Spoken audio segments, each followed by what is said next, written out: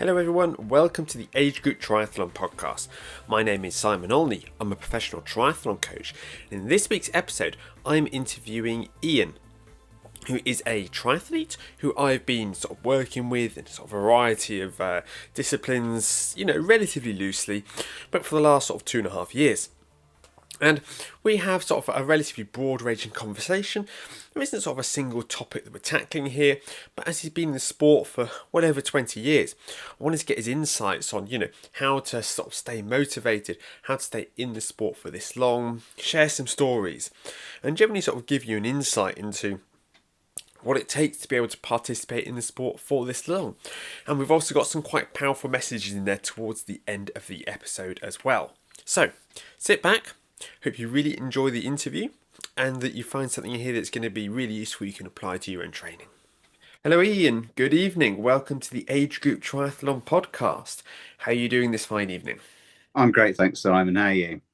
Yeah, I'm good, thank you. So I wanted to get you on today for, a number of reasons. I think you've got sort of some interesting insights where, that people will help to sort of find useful things that they can reflect on yourself. First question, can you remember how it is that we first met? Yes, so I came along to a swimming session you were running at David Lloyd in Swindon. So you were doing a weekly swim set that I joined in for that. And then off the back of that, I found out that you were a personal trainer. And I had a real interest in doing some better strength training because I was doing some work, but it was all more body weight and it was off of an app that I use. And it was all right, but it wasn't what I needed. And for a while, I've been suffering with niggles. And I definitely knew that strength work was the answer to get me back to some consistency. So hooked up to do some strength training. I'm still doing that now.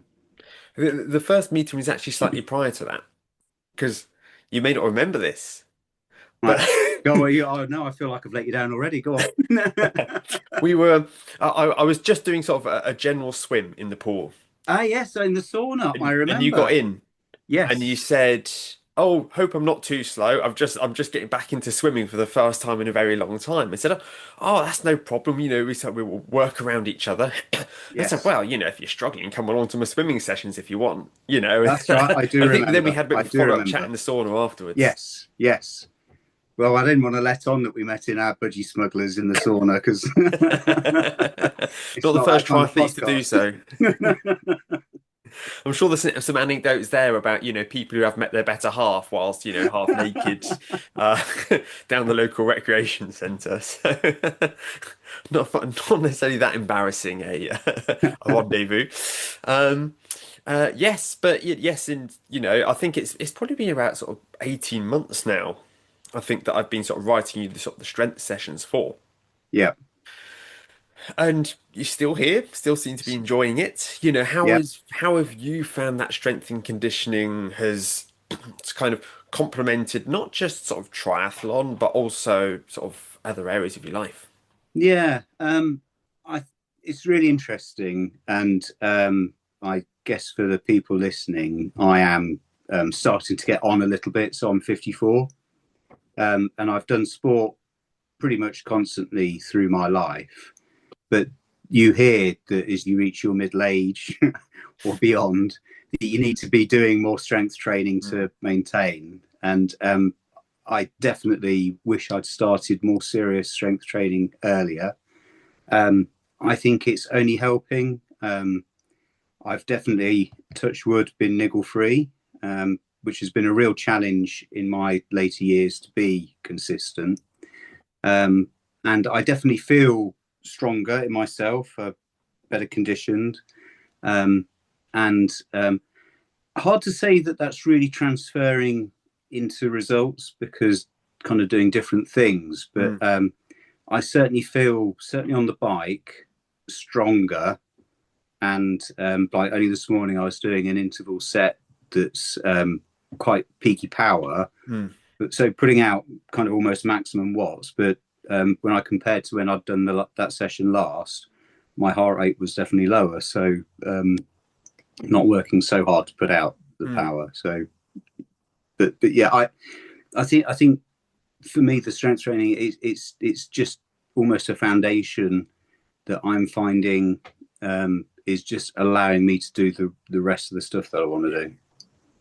Yeah, you can get away with a lot of things in your 20s that you can't get away with, as you start to get a bit Yeah, further down the line. Because, I mean, on the one hand, you have, the body does start to naturally lose muscle mass if you don't do anything.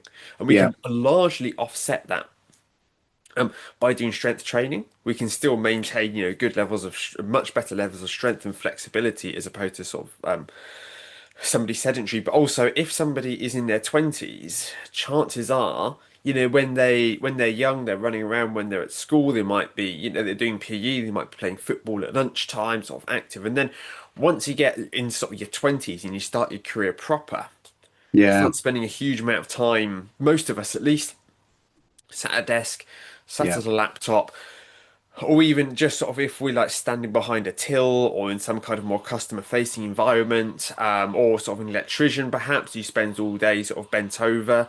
We're no longer sort of working, moving in good, healthy patterns. We start to sort of find ourselves sort of falling into sort of unhealthy sort of habits, and our body, it just isn't able to do what it used to do kind of yeah. quite as Yeah. easily. And strength training is, probably the best way to go about this. So I guess next question is, I know that the advice when you first started triathlon was very different to the advice now. But what is it that made you, that sort of gave you the confidence to think, or at least have the intent to go, no, you know what? What is it that stopped you previously from doing it? Yeah. And what is it that's giving you the confidence, or maybe it's giving you the push to sort of get it sorted, and look into that in the last couple of years? Yeah, so I guess I've been doing triathlon for 20 years. Um, and certainly when I started, the pinnacle was to do Ironman. And so I was on a journey from when I started to getting up to long distance. Stayed at long distance for quite a period of time, middle distance for a huge chunk of time. Mm, And I could always, I was very consistent with my training, but it was always swim, bike, and run. yeah, And, long run every week, long bike every week, very um, almost old school kind of training. yeah, But I enjoyed it. But consistency was key. And then it reached a point when I started to pick up some niggles. I got plantar fasciitis, I got calf strains, and mm, it wasn't get the injury, recover, get back into it. It was get the injury, recover, get back to an injury, get a calf strain, get back yeah, into it, get a calf strain. And my last two Ironmen were kind of lucky that I was able to do the race, but not at the level I would want to mm, do. I would enter races and it would be pot luck whether I'd get to the start line ready to do it or have to not do it. And mm, it was just hugely frustrating that I couldn't seem to get it resolved. mm, And strength training just seemed to be the answer. And I thought I was doing strength training by body weight stuff that I mm. was doing at home, but it just wasn't really ticking the box. And it's only and then it's having the confidence because you're around gyms and that, but actually knowing what you're doing to be doing the right strength training Mm. is where I kind of outsourced it because that's harder to kind of go, am I doing the right combination of Yeah, exercises that to put it together to be a I don't want to end up with a imbalance in leg strength in front versus back or yeah. It's yeah actually quite intimidating, I think, for a lot of triathletes, because although we could have sort of several Ironman finishes under our belt, for us to then like walk up onto the gym floor surrounded by people who are three times the size of us, yeah and they all know exactly what they're doing, and you yes feel like yeah you don't, and it feels like it's very evident to others that you don't know what you're doing. You're kind of sort of shuffling around and deciding which equipment it is. Oh well, that looks a bit easier. I'll try doing that.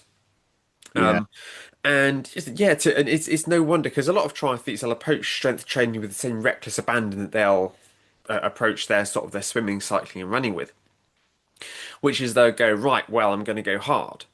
And Yeah. so, Yeah. even if somebody just uses machines, if somebody hasn't got the confidence to pick up a barbell or dumbbells, they just go, the machines look easy, I'll do that.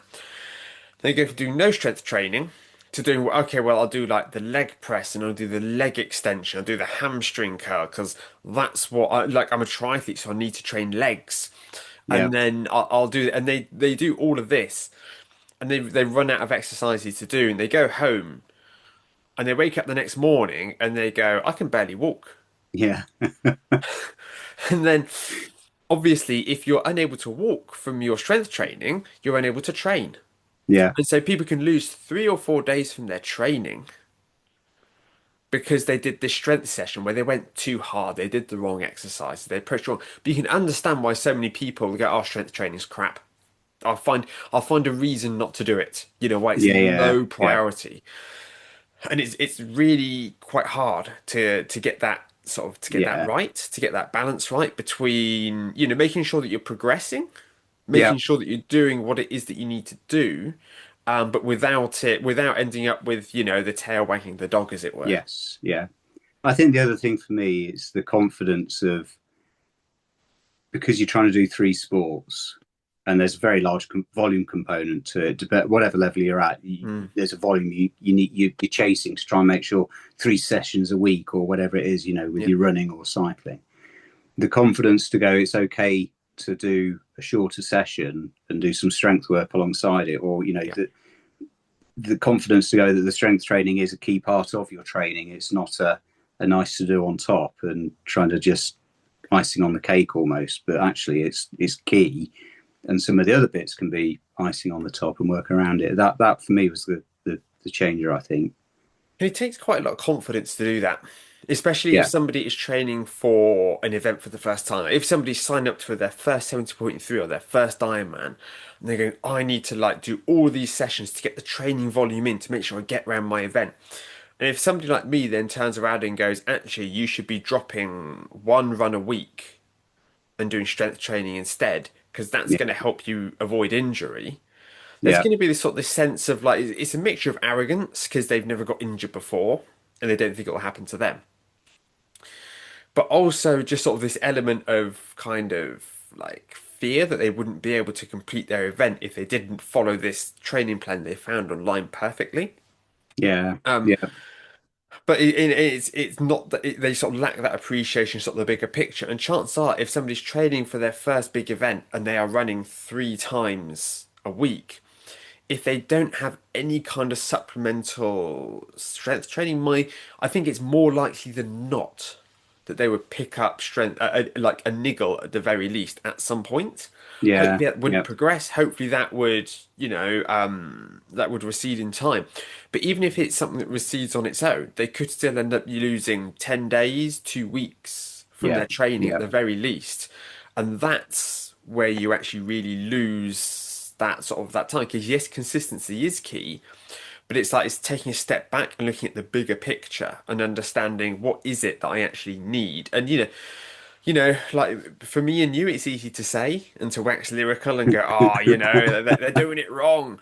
But it yeah, is, if somebody's new to strength work, if they're intimidated by the gym and they're yeah. focused on swimming, cycling, running, because very few people started triathlon because they want to be grinding away in the gym, then No, it can be that sort of that harder sell. But it's like you say, when you've been on the other side of it, when you've seen the other side for yourself, then you start to sort of appreciate sort of the value on it. Anyway, yeah, didn't come here to talk about strength training all evening. What I wanted to I'm sure we could. I wanted to if you can just take us right back to when you first started triathlon, sort of 20 odd yeah, years yeah. ago. How different was the sport to where it is today? So I was trying to work out what year it was I did my first triathlon, and I think it was late 90s. I worked at National Power in Swindon, and they had a small gym there, and they got free entry. The Sports Society got free entry to the Springfield Tri, which is nothing to do with Simpsons, but is in Chippenham Leisure Centre. Yeah. And so I knew a few people there, so I just signed up because it was free. And it was in a pool, and bike was our transition was out of the tennis courts and then a run around the place. And I'd never done anything like it before. I could swim, but I couldn't swim. So I did breaststroke, one length of crawl. I had to have a little breather at the end. And I do remember that my time for the 400 meters was over 12 minutes, which was probably one of the slowest of the day. And then I went out and I got changed on the tennis courts, properly changed with a towel around the waist and changed. And then went around on my mountain bike with knobbly tyres and then ran round. And running was my thing. I was fine on the run. The difference then was it was one thing, it always has been, but really was really welcoming. So you could rack your mountain bike next to someone. There was a lady there who had a basket on her bike and it was a lady's bike next to a guy who had a proper tri bike. But they would just talk to you. There was no snobbery. There was no, you've turned up on a mountain bike. You clearly, don't know what you're doing. It was really friendly and supportive. And also it was really amateur as well as really professional. But it was just, there was, nowadays it feels quite professional. Everyone's got a nice bike. You don't really see people rocking up with a mountain bike for triathlons anymore. The whole thing is a bit more professional. You don't see many people giving it full change in the tennis courts with a towel around the waist and talking their toes. I mean, to be honest, I've never known anyone who's got their tackle out in a transition area before. I know it's covered. It's all right. Oh yeah, no. I'm not suggesting that the whole world got to see it, but still, that towel around the waist. That's a new one for me. I went to like excluding. But I wasn't alone. I wasn't alone. There were quite a few. There's no. Okay. I mean, it was, and there were a lot of these small, local venue kind of races, boutique kind of races, and I joined a triathlon club, who were really friendly, but kind of got you in contact with other small boutique kind of races, and it kind of grew from there. But it was, I guess, a far less professional, and trying to buy kit again. There just weren't shops that were selling it. It wasn't particularly an online experience. I remember traveling down to Windsor to the local triathlon shop. So that's from you sort of being in the Swindon area, having to travel to Windsor to get something. Yeah. So, I mean, to those in North America, they're probably laughing at us if they knew how close that actually was. But I think within terms of the United Kingdom, that's quite a step to go to be able to find somewhere selling the kit that you need. Yeah. So when is it that the sport started to become a bit more sort of professional from your eyes? Kind of what is it that like instigated that? What is it that what that you think was a catalyst for the sport becoming a bit more I guess professional is the one word to polished? I think it's probably the growth, the Ironman brand, and the growth of long distance in the UK, because there were a few kind of boutique long distance events, but Ironman started to put on Ironman UK, and it grows organically from there, because I knew a few people who did kind of some of the early races and the shocking kind of stories of that. But finding Do you out, want to share any of these shocking stories? Well, I'll give you one, but I know they were quite litigious at the time. But there's a famous story of the Ironman race where the Coke they were giving out, because they didn't know what they're doing either. They were giving out Diet Pepsi or Diet Coke on the feed stations. And I'm sure the people who bought it thought they were doing the right thing by with the low sugar. They're athletes. They're going to want the sugar-free stuff, right? The people who are running were definitely not impressed. Maybe there's a small placebo effect with it. But... There might be. There ain't the sugar hit though. But I think it grew from that, because there were people in my club who had done long distance, and I thought they were just superhuman, impossible feats, and I wanted to get there. And the mindset of when you first go and do a triathlon and you're 400 swim and 20k on the bike and 5k runs, going up to that huge distance of that's just inconceivable. And I worked my way up, to an Olympic distance, and then middle distance. And it took me 3 years before I could feel I'd even done a middle distance properly before I then eventually Right. went and had a go at Ironman. Yeah. Yeah, but I think it was once you've got a few, the big name in the UK, it grew from there. And I think the whole sport of triathlon grew as a trend, as a because you then got some events like the Blenheim Tri, which was just a massive event and huge over a couple of Mm. days, and yeah, it just kind of took off from that. Yeah. So the sort of what was the first like of the sort of the additions of like the longer distance races and I guess sort of some middle distance races, in the Yeah, UK, sort of which ones have you done and which ones sort of stand out to you as, having any great sort of really fond memories, whether you know, whether it was the full distance or the half, when they yeah. had different homes. I know that 70.3 used to be, 70.3 UK used to be down on Exmoor, and I The can't remember where Wimbledon. it was that the full distance used to be. I'm sure if you tell me, it will come right into my head. But It was right down south. I think it was Yeovil Way or something. It right, was, yeah. yeah. So um, the first middle distance I did was called the New Forest Middle Distance, Hmm. which I think I did in 2007, um, from a place called Sandy Balls, which is Oh yes, used to go to university near there. and they used to be at Moyles Court School, and they Yeah. it was in that area, and it was down a lake, and they used to bus you down. It wasn't huge, but it was big enough. And for anyone who's kind of been around the New Forest, it's a beautiful place to cycle. It's quite a nice place to run, but it's kind of trail running really, and Mm. really really hilly, mental, and sandy and hard. It was, and I remember being a runner, thinking it's only a half marathon, absolutely dying at about mile 8, Yeah. and thinking, oh, this is tough. This is really, how do you do a marathon at the end of this stuff? Yeah. But it took me a few goes to kind of get the training to work and the nutrition to work, and Mm. at the New Forest. Um, I did Wimbledon, which was the Ironman UK Yeah. middle distance, and big brand and quite cool, and an absolutely mental course. That was really tough, but I enjoyed the tough courses. I have fond memories of that one because they had at the time, Channel 4 used to film races, Okay. and there'd be a TV show on a Sunday morning showing the races. Yeah. And I was on it, being overtaken by the lead woman, which is, Yeah. nothing to be ashamed of at No, all. no.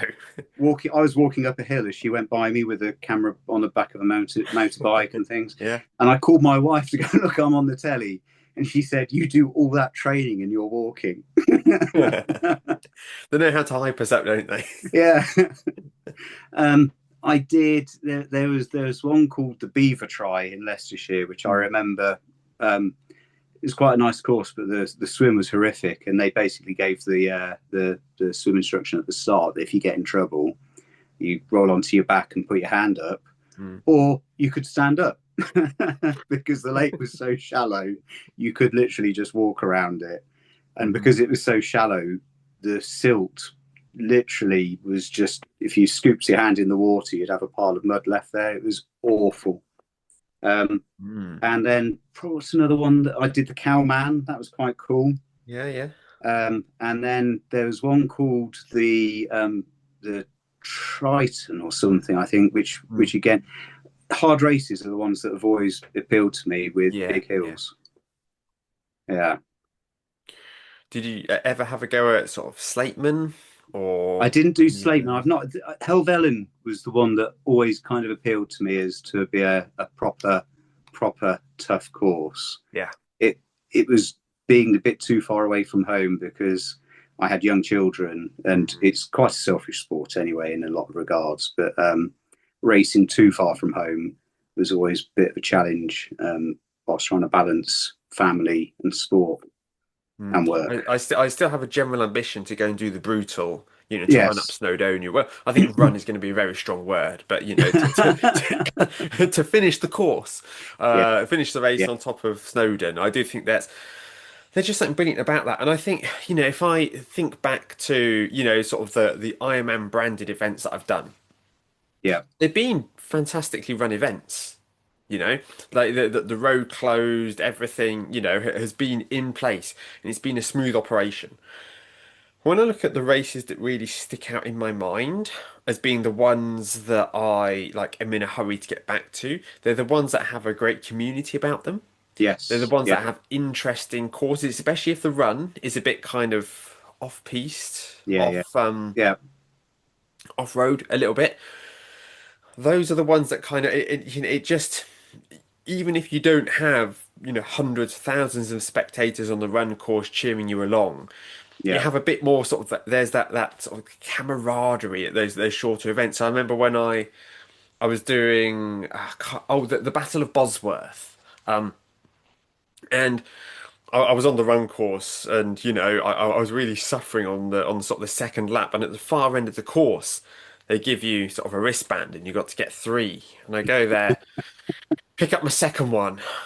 I say to the marshal, "I'm actually selling those for." In front of the race referee, who burst out laughing. The kind of thing that Yeah, you know a full distance Ironman event that kind of thing might be looked upon a little bit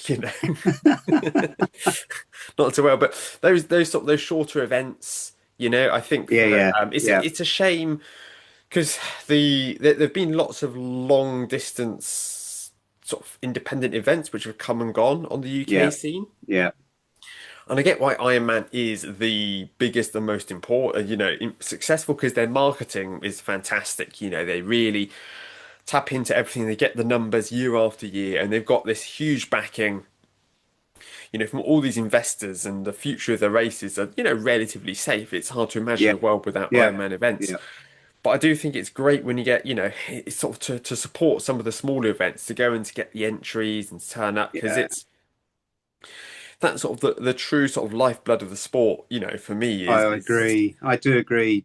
It's really difficult because some of the smaller boutique events, they look after you so well hmm, and they're passionate about it. yeah. And if anything is going wrong, they look after you. So um, I was quite poorly at one time and I'd entered the Immortal Hmm, and they just let my race entry carry over. No questions asked, no problem at hmm, all. Ironman, you absolutely know, no matter how ill you are, absolutely, there is just zero compassion from yeah. them. It's Yeah. just follow their policy. They're very faceless, but you're torn because particularly I was found for full distance. If you want the big event with fireworks and the huge, you've got to do the Ironman because they're the only people who put it on Yeah. really at that scale. I've done smaller, but it is really lacking in because it costs so much money to put on. Yeah. But Yeah. the small events, absolutely, they care passionately about their race and making sure you have a great time and looking after you, Mm. and it is personal. Yeah. When I did the episode, did you listen to the interview that I did with Graham No, back no, at the year? So one of the earlier episodes I did with Graham Hardy from 113 Events, and he was chatting through sort of the policy that they have and the way they set things up and the way they reward volunteers. And it's the kind of model that it wouldn't be able to work at the Ironman yeah, scale. yeah, It's simply a matter of economics of scale. The overheads that Ironman have to put the race on in the first place. All of this. But if you do, yeah, if you do go to these smaller events, they tend to be a lot more flexible, a lot more friendly. And yeah, I mean, I've been an Ironman. Yeah, I've been coaching Ironman athletes in the UK for 10 years in April. And yet to me, Ironman is still this faceless sort of yeah, company. I couldn't tell you who was the race director or was the head of the no, UK no, operations in Ironman. It is this big sort of corporate, and if you send them an email to their email address, you'd be lucky if you got a reply. yeah, yeah, It's the if you sign up to the event and turn up on the day and have no problems, you will have an absolutely brilliant experience. But that level of support yeah, leaves a bit yeah. to be desired. I know they've brought in, a new CEO who's talked about really putting the athletes first this time. We'll see if that has a change at all. I'm a Yeah. bit dubious myself. But doing as well, like shorter events, more independent events. Not saying don't do Ironman. I'm not saying that at all because that is a fantastic experience. But just for people to be a bit more sort of open-minded about the events that they enter. Yes, yes, yeah, yeah, absolutely. So, what's how would you sort of describe your progression along through the sport? How is it? What were the biggest learnings that you made? What were the light bulb moments that came along to you that really helped you sort of progress, improve as an athlete? Um, I would say there is an element of when I mean, anyone who signs up for a long distance, middle distance, it's a huge undertaking, and everyone will go to either a cookie cutter plan or maybe a coach or something. But certainly for me, you go online, you get a plan, and it's 30 weeks of training and building, and you become a bit paranoid about trying to follow the plan and Mm, must hit every session. And as I got older, I realized it's just consistency. It's just mm, swim, bike, and run at a consistent level. And particularly for the longer distance, you need to build your bike up, you need to build a run up, but you don't need to be running. For me, more than 2 hours. It's just consistency, and that will get you around in a decent condition at a decent time, and you enjoy the day. Um, I never got to the point I could race an Ironman. I got to the point I could kind of race a 70.3. yeah. Um, and I found with racing a 70.3, what I did find was that actually that was the time when adding more structure to bike sessions and Hmm. running, when you start doing some thresholds and some intervals and some, rather than just going out for a run and going out for a bike Yeah. ride, you actually put a bit of structure behind it. That was what paid the dividends to be able to do really well at 70.3. Hmm. But what I could never do was translate that to having the confidence of pushing a particular beyond a, I know I can hold this pace on a bike and get round, to then start a run and jog round and get round on the run. To be pushing to go, I can hold a harder pace to be racing it. No, Mm. I couldn't do that. But so definitely consistency, definitely structure to your training, and everyone fourth discipline, but nutrition, the fueling on a bike and run. And I'm not sure I ever really nailed it for Ironman, but because I'd always get to mile 20 on the run and my stomach would be going, I just can't eat anymore. I can't, Mm. I've had enough. I just don't want to tolerate anything. Yeah. And that's when you're going kind of aid station to aid station and you need the sugar or the fuel to keep you going. Yeah. And if you can't be eating at that point, that's when you kind of go, oh, do you know what? It's a 6 mile walk to the end now. Yeah. it's but you get through, but nutrition is absolutely key in the long distance. I don't think many people appreciate just how key it is until they're actually there in the back end of the marathon course. Yeah, Surviving off of quite often, I mean, I know some people go, oh, I know that I can have 4 gels an hour. You do realize that you're going to be out there for, like, sort of 14, 15 hours if I estimate. This is what I think we should yeah. do. That's a lot of gels, and that's a lot of like are you sure you can? Yeah, I can handle it. And then they end up just like Yeah. it just goes wrong, on the marathon. But there's some things you can't tell people. There's some things people just need sort of to find out for themselves, Yes. and just how rough it gets in that last sort of 10, 15K of the Ironman marathon. It's like there's no way you can replicate that in training. No. No. No. No. There is a big element of you kind of need to experience it to work out what's working for you and what's not, and finding out what you can kind of tolerate and what you can't, and appreciate that. Certainly for me, eat on the bike proper food rather than gels, Hmm. because I'm not going at the pace that I'm really that struggling. But Mm. like you said, it's a long day. I don't want to be eating gels for that long. They're bad enough, I really, at remember the for best my of first times. for my first Ironman, I got buying a lot of Jamaica ginger cake.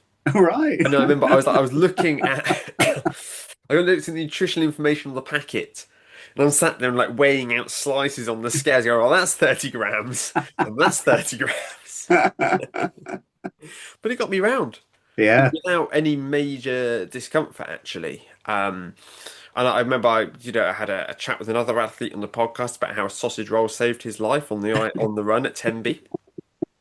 Um, and yeah, a lot of I mean, the marketing about the gels and the fueling is very good. You know, Yeah. the way they do it. A lot of the advice all points towards sugar, sugar, be able to digest this amount of carbs, about how to optimize this and all that. And okay, if you're a professional who is going to be getting around the full distance Ironman in that kind of 7, 8 hour mark, Yeah. then yeah, you can probably survive on chews, gels, sugar water, let's call it what it is. And that for the for the duration of the event. But if you're somebody who's going to be coming in, even at the 12-hour mark, I mean, can you Yeah. imagine just sat down working at desk and just getting by on gels and not feeling sick to your stomach by the Yeah. end of the workday? And that's before you Yeah. even start doing an Ironman. It's experimentation. It's finding what works for people. I know some people they can tolerate a lot of gels quite easily. But I think the vast majority of age groupers they do well by experimenting with some real food. Even stop sticking some protein in there. But Yeah. again, people say, "Oh, no, you don't want protein. It's going to inhibit your digestion." You go, "Yeah, it will take longer to digest, but if it actually allows you to keep the next gel down, Yeah. Yeah. then we need to look at it through a more pragmatic lens here, really, don't we? And say when you're at training." When you are 5 hours deep into a ride, what is it that you're craving? What is it that your body wants? And find a way to give it that. Yeah. No, absolutely. Um, the mobile buffet was definitely my view for the bike. So you got to setting yourself up for a long run. It's you may as well eat whilst you can because you don't really want to be eating as much when you're on the run. But No, there's a lot of people, especially in this era of sort of high carb intake, people talking about sort of front loading the bike. yeah, So take you on because it's I think for anyone it's easy to digest something on the bike rather than on the run. Just taking a lot of fuel in on the bike. So you're less, you want to get off the bike feeling like full and satiated and good and like, okay, here we go, rather than feeling like you're on the edge of, I might bonk. yeah, Because yeah, I think I've certainly done that with 70.3s. I think, should I have another gel? I think, well, the bike's going to be over in 10 kilometers. I don't need one. I think, no, think about this. You've still probably got another sort of best part of 2 hours to go. yeah, Like you yeah. need to think about the whole event as one. The other thing that did me very well, everyone's different, was that I used to try and use a lot of sugar water, the drinks. I used to find they used to make my mouth really sore. Hmm. And then you're always thinking, I need to be drinking, but I don't really feel like drinking. Yeah, yeah, And for me, separating my fuel from my liquid, so I didn't need to worry about having calories from the liquid. If yeah, you were thirsty, I would drink. Otherwise, I'm eating. yep.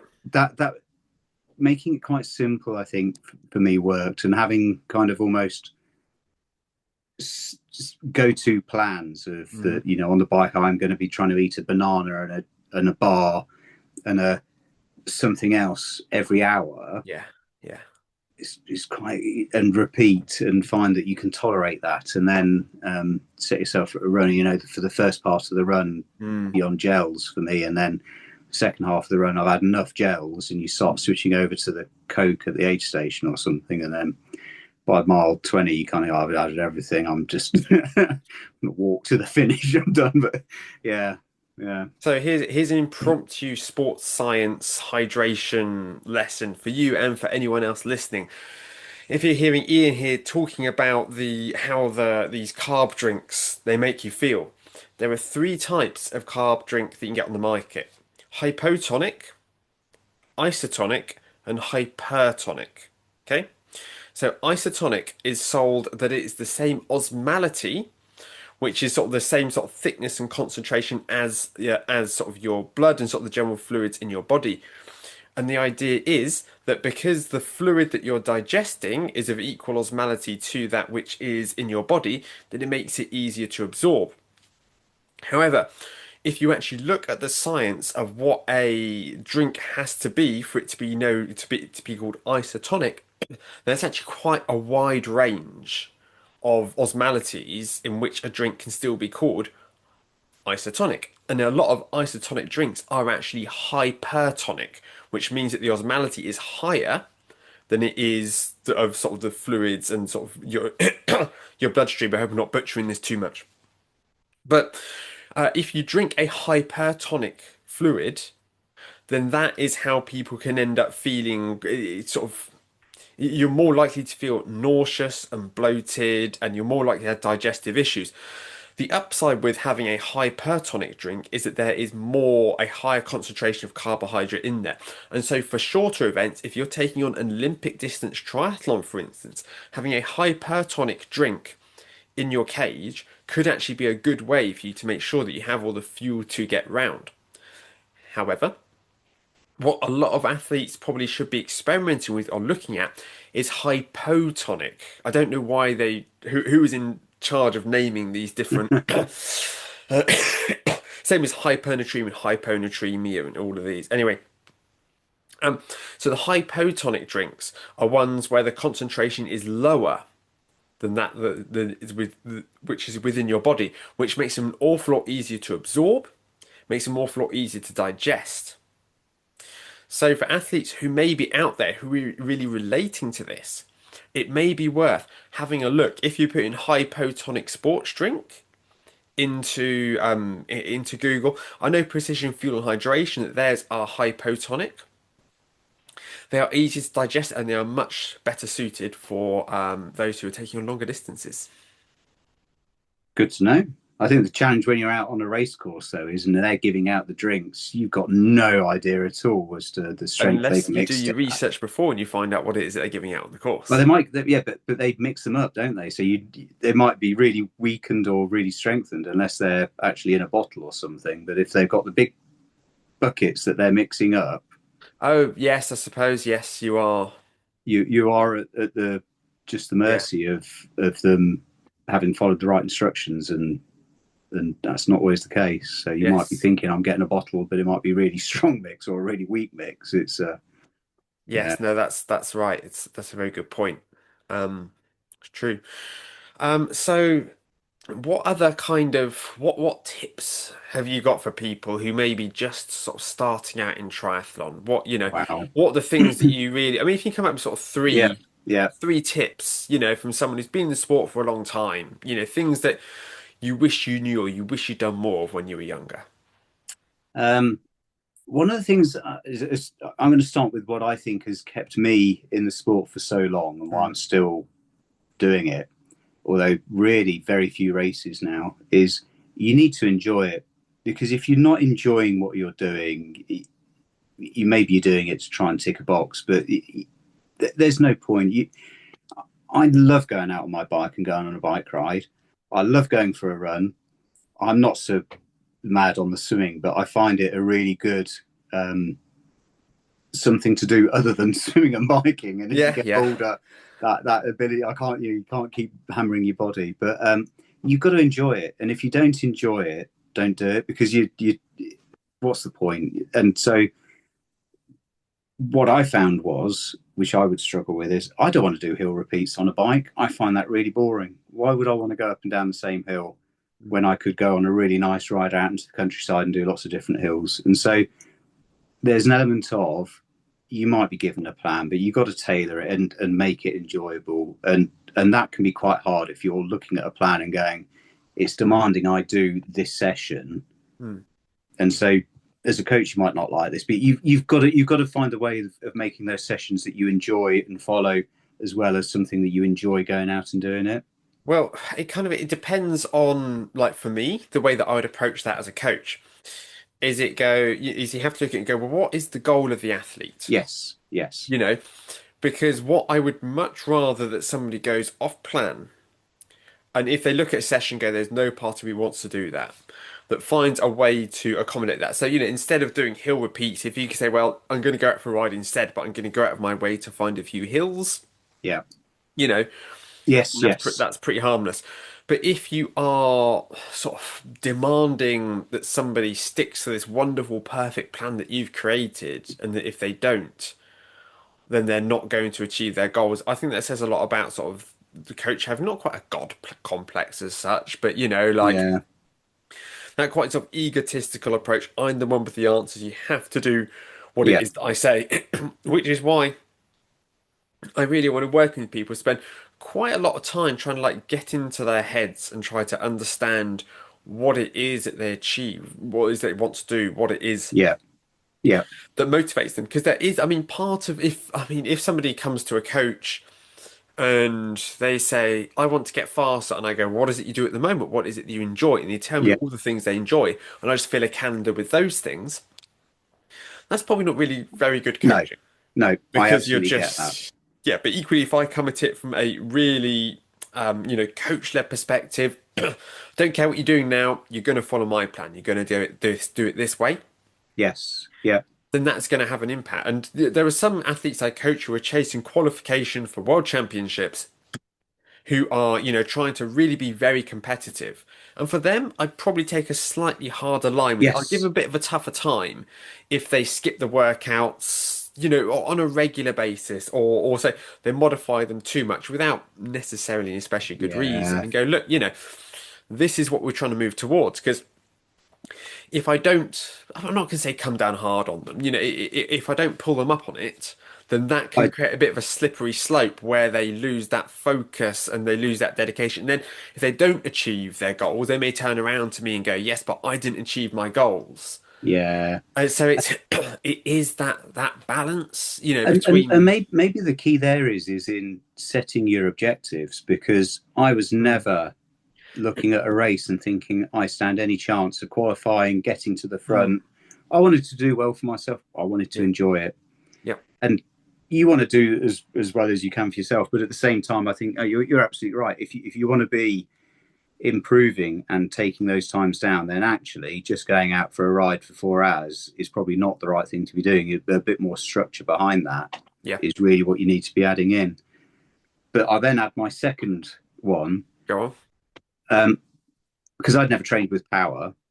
But Yeah, but a few years back, I did buy a smart turbo because yeah. my time to invest, and actually having erg mode and being able to do sessions with power and actually not being able to cheat a session, and you think you've done a minute but you got to about 50 seconds, and Yeah. the last 10 get quite tough. Wow, game changer. So definitely, they're right place, right time. I love a turbo session in the week, Hmm. you know and adding some, using some of that tech and power, it was a game changer for me for my cycling, I would say.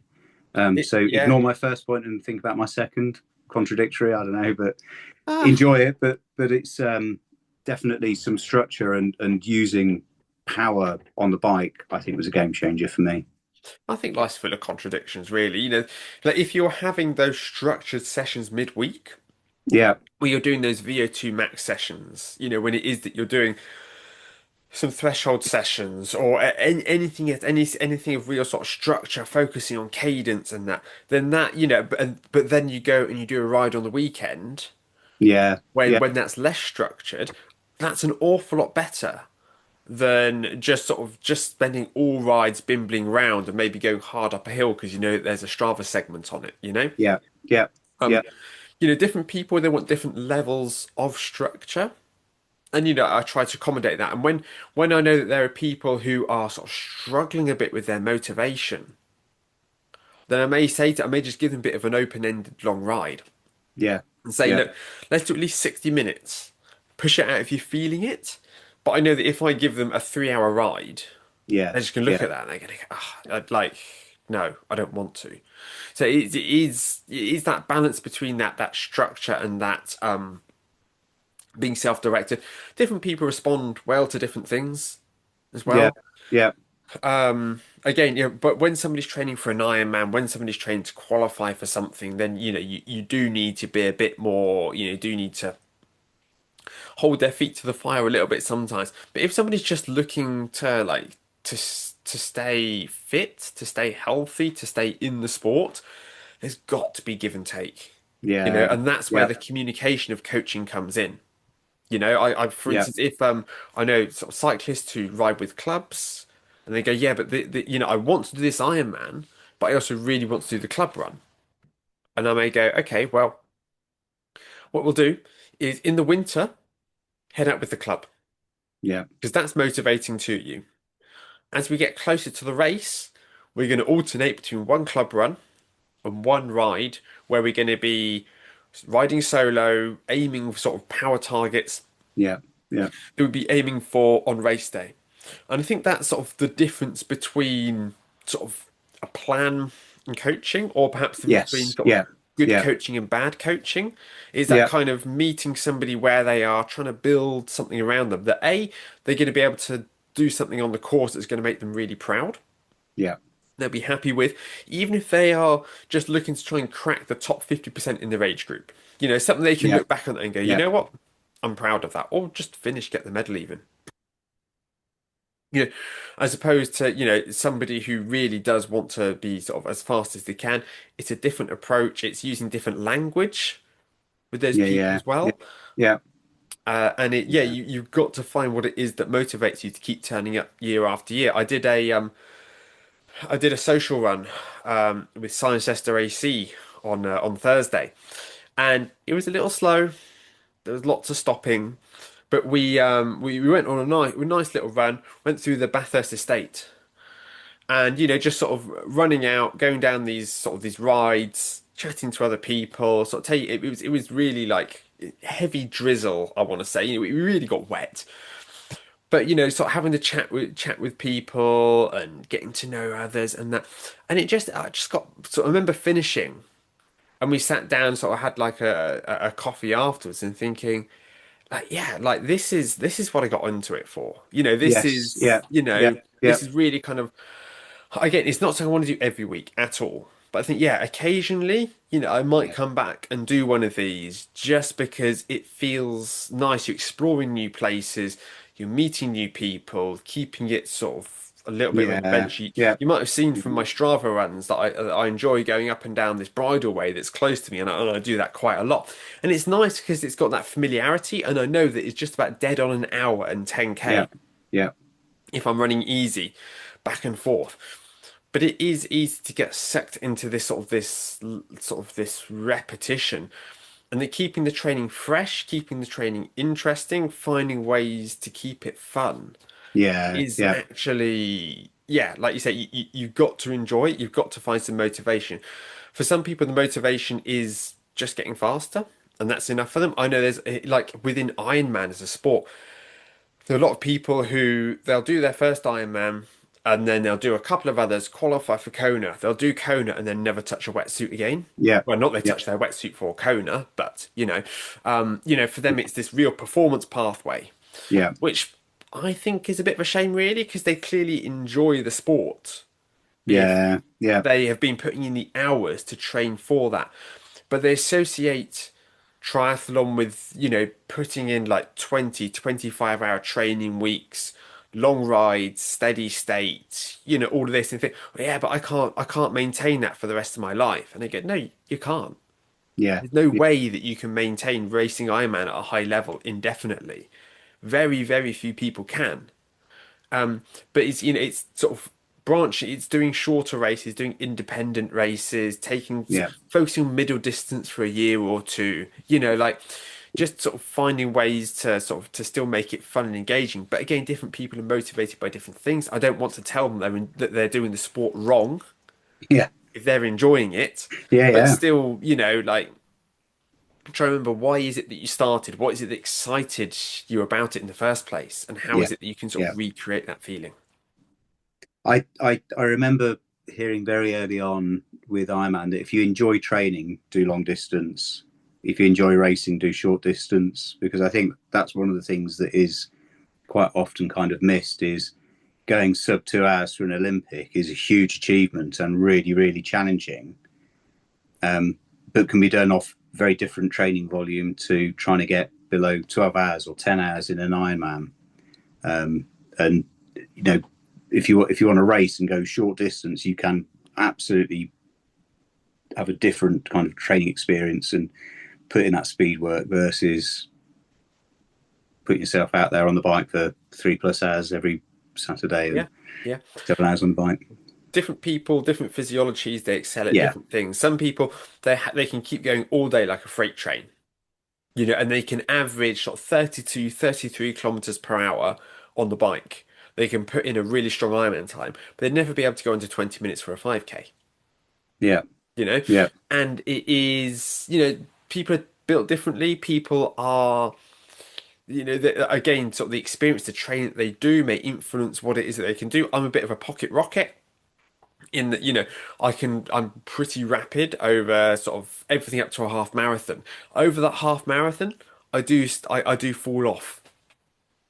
yeah, I definitely I don't have that sort of that same speed. Again, sprint, Olympic, I can regularly finish, sort of on the podium, my age group at events. But when it comes to 70.3 middle distance, I think there's only really one event that I can say, yeah, like I really executed that well on the day. And I still yeah, don't think I've come anywhere close to my potential. Partly due to sort of different factors in my life, having the amount of time that I'd like to dedicate to sort of to training for that. Running a business of any size, just because you're a triathlon coach doesn't mean disappear out on the bike all day. As lovely as that would be. Um, yeah, but it is sort of playing to your strengths. It is finding what it yeah, is, yeah, that works for you, and making sure that you keep some of that in your training, even if you do start to look at some areas being more structured. Just yeah, remembering, yeah, why is it that I got into this sport in the first place? yeah. So have you got a number three for us? And number three, I'm going to say play the long game actually, Yeah. because I think it is quite easy if you've got a race and you're entered. You might ignore that niggle and think, and I'm all targeting this race, and actually longer term that's going to do you no favors at all. Mm. And there's always next year, and it's quite hard to have perspective of a bigger time frame, particularly when you're younger, and particularly when you're a triathlete and you're looking at a season and your A race for the year. Mm. But just try and take that step back and think about, it is your health, it is your well-being, Mm. and to continue training when you've got a bit of a niggle, that can be far more serious and far more impactful than. Yeah. And it's easy to lose perspective sometimes, I think. And similarly, you know, you, there's very few of us who have the freedom of being a professional, and it's your job. You've got family, you've got work commitments, and everything else. And again, it can be quite easy to get wrapped around the axle of triathlon and races and going for that, Mm. than it can be to think, actually, there are other things in my life that actually I also need to be putting at a priority level. Yeah. And again, when you've been around the sport for a while, you do see people who lose a bit of perspective at times. And so definitely for me, I think the important thing is keep the bigger picture, play the long game. I think a lot of people they lose that perspective. Perhaps if because there could be some areas in their life where they're encountering issues that they're not in control of. Yeah, Whether it can be anything related sort of to family, to work, all these things, and they feel like a passenger, and they're quite challenging times for them. Whereas triathlon is something they're more in control of. yeah, And yeah, they can perhaps, really throw themselves at this, yes, well, yes, I may be going through this hard time in my life, but I'm going to throw all of my energy into triathlon because that's how I'm going to sort of to cope with that. And yeah, that I'm yeah, going to be able to sort of to work through this hard time in my life by hyper focusing on this thing that I'm in control of, which can obviously make the other things that they're trying to deal with worse at the same yeah, time because yeah, they are yeah, throwing so much of themselves and their energy at that. And I've definitely heard of people who have like missed major family events in their life because they had a big bike session that they needed to get in. And you think it's, yeah, you've definitely like lost perspective there. But Yeah. Yeah. speaking of perspective, Yeah. health, the long game, you had quite a disruption to your training about 10 years ago, if you I wanted to did. sort of share a Yeah, little bit sure. with that. So 10 years ago, I had testicular cancer. And it's literally, I had testicular cancer in the August time. I had the surgery, testicle removal, horrifically frightening experience. A lot of people might think about Lance Armstrong. He had testicular cancer. He was very lucky to survive and had all the professional healthcare. Mm. When you're in that whirlwind, that's where you're at. Is what is going to happen to me. I had the surgery and then went on to surveillance in remission. I was only on it for a short while, and then in the January, so 10 years ago this month, I was told it's reoccurred and had to have chemo. It's pretty brutal, the chemo for testicular cancer. Testicular cancer is quite an aggressive cancer, gets into the lymph system, spreads. It's quite aggressive. The chemo that you have is brutal. It was the hardest thing that I and my family have been through, in the sense of, you're going through the chemo, you're going through the scare of it. The chemo does have long-term consequences, impacts your lung function, the hearing, tinnitus, nerve damage. Brutal, but I got through it and I lived. And that's the upside. And I kind of think that for me, it's not something you ever want to have. It's not something that anyone wants to have. But for giving you perspective on life, there's a moment there where I'll tell you a little story about my conversation with the oncologist when he was talking through my chemotherapy. But you realise what is precious in your life and what matters. But just to tell I had done, I think I'd done Ironman UK in the summer, and then in the August was told with the diagnostic, and then in January got called back in. I went to see the oncologist, and I'd signed up for Ironman UK again. And so I was talking about the chemotherapy, and he was basically saying to me, there's side effects, but if you don't have this, you're going to die. And the side effects of this. And I was sitting there and I'm going, and fortunately my wife was there, because I said to him, so just check, can I run whilst I'm going through chemotherapy? And he kind of looked at me and went, and he looked a bit puzzled, and he went, well, I'm not really a rheumatologist, but generally I don't think running's very good for you, Ian. It's not good on the knees and everything. I mean, if you really feel like it, you probably could, but I'm not something I'd really recommend. I went, okay. What about cycling? Can I cycle? And he went, he's definitely getting a bit, and he's going, well, I think cycling's probably a bit better if it's a stationary bike. You're not out. But you kind of need to see what you're feeling and how you're going on with that. Well, okay. What about swimming? It's a cesspit of the disease. No. And so I went into that. I'd had 6 weeks of no exercise, kind of a few months before, but I was back on the bike. I was rebuilding, and Ironman Fit the year before. Yeah. By the end of the chemotherapy, I couldn't walk up a set of stairs without having to sit down and having a breather. It was brutal, absolutely ravaged me. But I did afterwards think, well, what better motivation do you want to have to get back? And it was off the back of that I had some of my best 70.3 performances ever. I did the Wimbledon and got top 10% finish for that. Which on Wimbledon, maybe it's just because it's so brutal that it's not not a fast event. And then the outlaw middle distance, again, I did really well in that. Really did well. But again, I think it was after that I kind of lost some of the love for racing and the expense of it and the dedication, and actually just kind of I do it because I enjoy it, and I just wanted to continue training and continue doing the sports. and that's why I started doing less races and started doing a few different things. So the one that I've done kind of more recently was like the Castle to Coast, Yeah.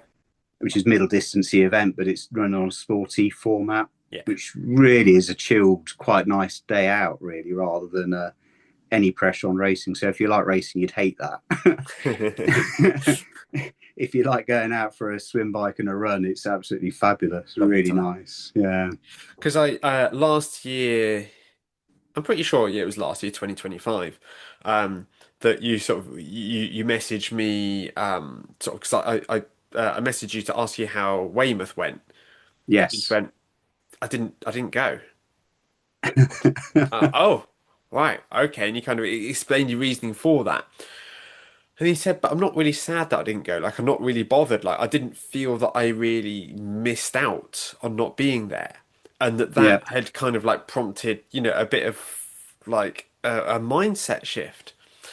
And I think that a lot of people would struggle with that. They go, well, why on earth would you not want to race? Why on earth? How could you be so blasé about not being able to make it to the start line of an Ironman event? And part of that comes with, well, if you've already done a dozen plus of them, Yeah. then it does obviously lose that novelty a little bit. But it's also sort of a realignment of sort of perspective and acknowledging that you're just not as competitive. The different things butter your bread Yeah. these days. It's absolutely true. And going out on a bike ride with a mate on a gravel bike. Now I'm really into gravel biking at the moment. Mm. Um, is such an enjoyable thing to do out in the countryside and being out for quite a few hours and fresh air and all of that. Yeah, Far more enjoyable than spending 6 hours racing a half Ironman. And I think it is that you just find motivations, different things that butter your bread is a brilliant. Yeah, love that yeah, expression. Yeah, but yeah, absolutely. And at one point, you become very focused. There's a race.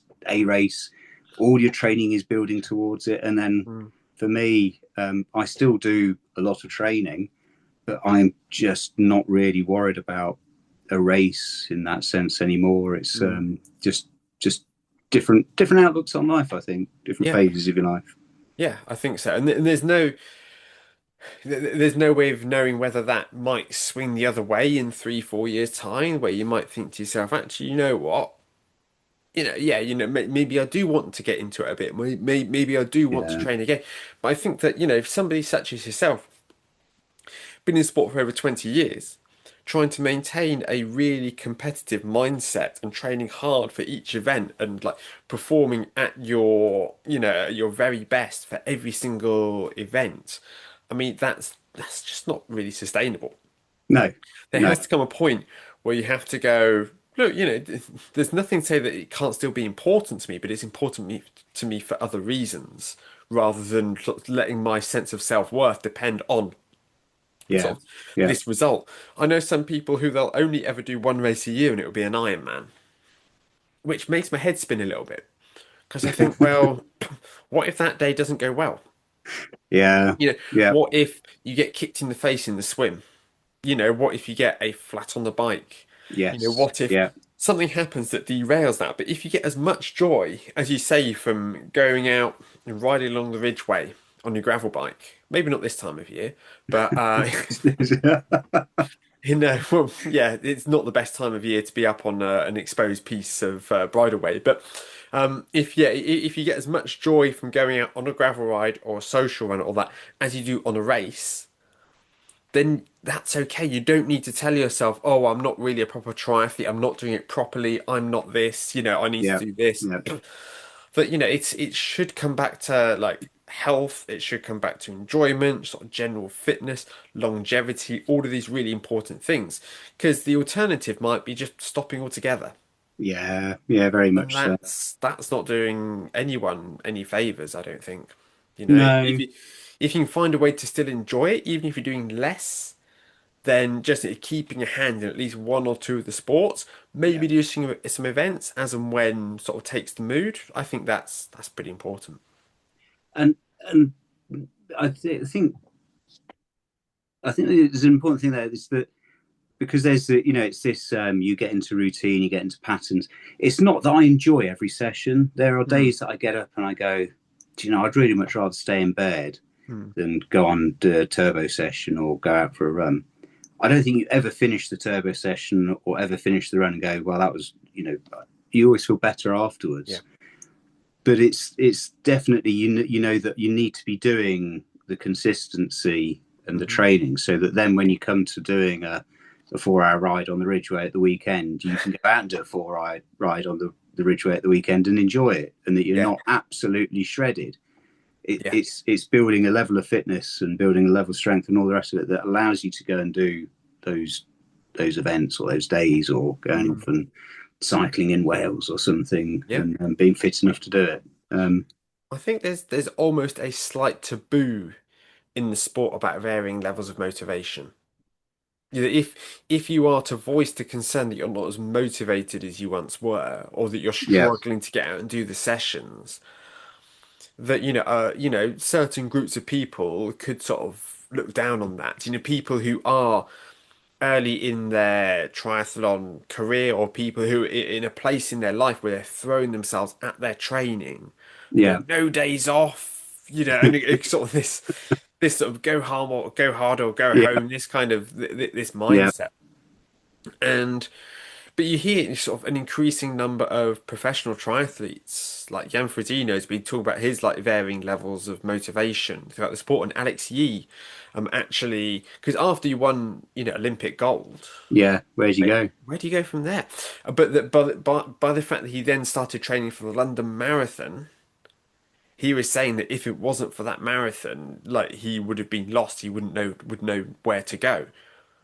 And Yeah, some people say, "Oh, we just step up to middle distance," but it's not quite as simple as that. yeah, And obviously he's an exceptional runner, which sort of helps. And he's managed to, I think he was seventh at the London Marathon, I think, or was he 2:07? There was something to do with a seven in there, I seem to remember, but I could be wrong. Obviously a blindingly yeah, good time, but he has just sort of shifted his motivation that yeah, little bit. yeah, And motivation doesn't last for long. When you're building up through the distances, when you're doing lots of races and that, then it can really feel like you've got this target, this Ironman event, something that you're moving towards. But over the years, as you know, when you're no longer automatically getting a PB at every race that you do, yeah, yeah, when other things come into your life, relationships, children, work pressures come up, and triathlon, it fades from being the number one important thing in your life to being sort of number two or number yeah. three, perhaps. Still, just that's not a failure on your behalf. That's not a lack of dedication. That's just you very sensibly reprioritizing Yes, yeah, and yeah, finding ways to work around that. And it could be that triathlon becomes the most important thing in your life again further down the line. But to just give yourself a break yeah, if yeah, if you're no longer kind of sort of loving it as much. Step back, reassess, and sort of explore some different options. For some people, it could mean working with a coach, actually, rather than relying on your own, yeah, wavering levels of yeah, motivation, having someone go, you know what, who's a coach who listens to you and goes, you know what, we're going to train 5 days a week, nothing over 90 minutes, and we're going to build this up. And we're going to get you back into this place. And I'm going to give you flexibility to do this. We'll do some Zwift races, some group rides, some group runs. We'll find a way to make it work. And what we give people who are just struggling with too much structure, who are going, I can't motivate myself to get out of bed to do yet another structured workout, just yeah, walking away from a training plan and going, I'm going to do this for myself now, and I'm going to sort of switch back to sort of to where I was before. There's so many different ways to approach it, and none of them sort of are really wrong. no, no, I agree with that. So, have you anything else you'd like to add at the end of this masterclass in No, I think it's been quite interesting reflecting back. I think probably the answer is there that there is no right or wrong way about going some of this, but definitely understanding what you're trying to get from it, and then Mm, there are many ways of depending on how your bread is buttered, of how you want to go about making the sandwich. Making me think of Red Dwarf. I'm butter side up strictly. Yes.